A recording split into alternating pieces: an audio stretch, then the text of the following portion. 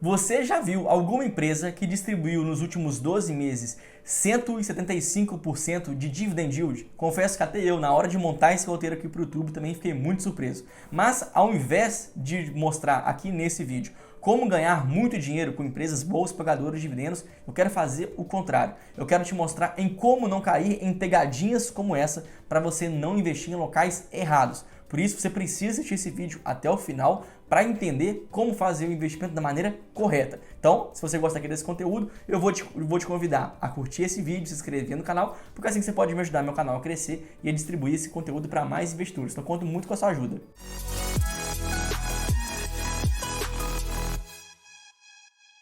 Antes, vamos citar 3 casos emblemáticos de empresas que conseguem ter um dividend yield muito acima da média da indústria, embora por fatores talvez não recorrentes. O primeiro caso é de uma gigante brasileira, no caso é a Vale.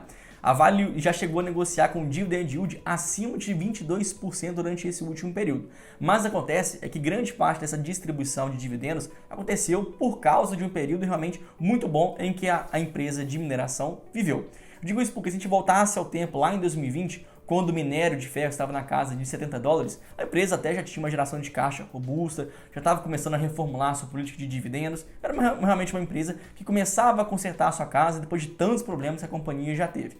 Mas desse minério de ferro saiu de $70 e em poucos meses atingiu mais de $200. Ou seja, imagine que o volume de venda da empresa foi constante durante esse período, ela viu basicamente o seu faturamento triplicar. Durante um período muito curto de tempo, realmente é algo de assustar.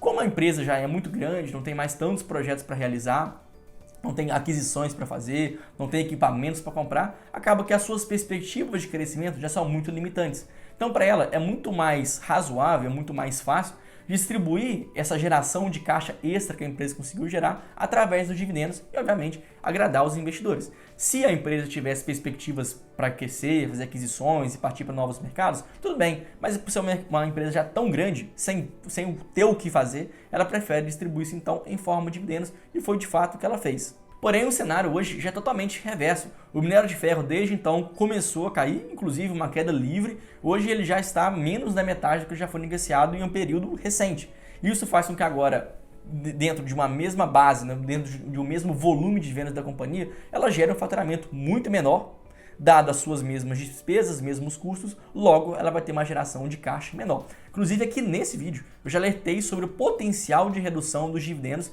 que a Vale vai enfrentar já nesse período. Ou seja, aquele dividend yield de 22% ele não é sustentável. Esse é o problema.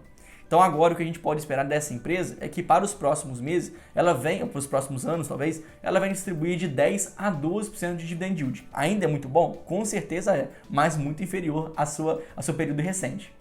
O segundo caso que nós podemos citar é com a Petrobras, que é muito parecida em termos de tamanho, de escala, com a Vale.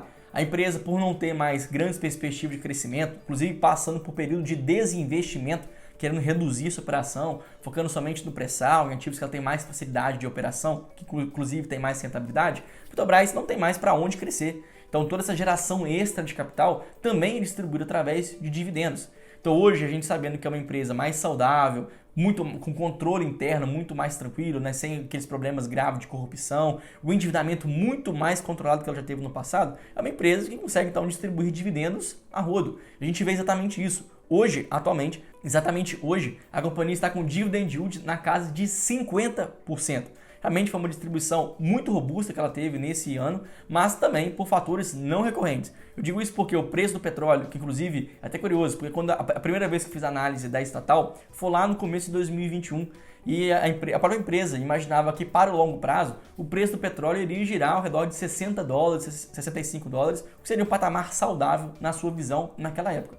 Só que devido à guerra entre Rússia e Ucrânia, que fez com que a oferta ficasse limitada e a demanda dos demais governos muito aquecida, o preço do petróleo chegou a atingir durante alguns dias mais de $120. Ou seja, também foi um momento totalmente pontual, não recorrente, mas que por outro lado, a Petrobras conseguiu aproveitar muito desse contexto. Só que assim como aconteceu com a Vale, a Petrobras também enfrenta o mesmo problema, porque o preço do petróleo começa a cair, sendo negociado hoje ao redor de $90, inclusive ainda está muito caro, mas que não é mais o seu ponto auge. Ou seja, aquela distribuição de dividendos que a Petrobras já fez, isso não vai se repetir. Ainda assim, vai continuar sendo uma empresa boa, que vai distribuir dividendos, talvez ao redor de 10% e 15%, mas não vai ser o mesmo patamar que ela já distribuiu até meses atrás. E por fim, o caso mais extremo de todos, a Syne3, SYNE3, que é uma companhia antiga Cirela Commercial Properties, que negocia ativos comerciais, né, propriedades comerciais, principalmente em São Paulo, e que ela viu de um ano para o outro uma alta de 18.800% no seu lucro líquido. Dá para imaginar que de cara isso aqui não é um feito recorrente.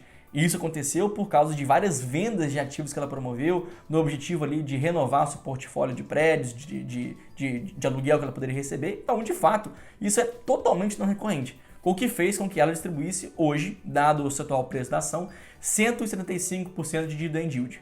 Porém, perceba que isso não vai se repetir, porque já que ela vendeu ativos, esses ativos não mais vão produzir receita, produzir EBITDA, produzir lucro para ela. Então, é realmente um efeito que não vai se repetir com certeza. O problema, porém, acontece que grande parte dos investidores são orientados por esses efeitos de curto prazo, achando que podem aproveitar o dividendo alto, depois sair da empresa e ganhar dinheiro. As coisas não funcionam assim. Então, se você pensa em comprar a empresa só porque hoje elas estão com dividend yield muito alto, não faça isso. Então, por isso, vou te dar duas dicas. A primeira delas, nunca compre uma empresa com base nos seus indicadores, porque esses indicadores podem estar totalmente distorcidos. E ao invés de você fazer uma compra olhando para o futuro, você está baseando todo o seu argumento de compra daquela ação, daquele fundo imobiliário, através de eventos passados, que potencialmente não vão se repetir. O segundo ponto que você deve também ficar muito atento, que acontece principalmente nas empresas comoditizadas, como é para o caso da Vale e da Petrobras, que aqui eu já divulguei. Porque essas empresas conseguiram distribuir tantos dividendos porque elas estavam vivendo o alto do ciclo, quando existia uma demanda muito aquecida, quando existia o preço daquelas suas commodities muito em alta. Então, nesse momento, de fato, a empresa vai conseguir distribuir bons dividendos. Mas como todo ciclo, o ciclo de alta também vai dar início ao ciclo de baixa. E as empresas vão conviver agora com uma demanda menor, uma venda menor, preço de commodities menores, em que elas não vão conseguir ter o mesmo resultado. Ou seja, quando a gente compra alguma empresa comoditizada que vive o seu alto ciclo, a gente paga múltiplos mais caros, a gente compra uma empresa muito mais cara.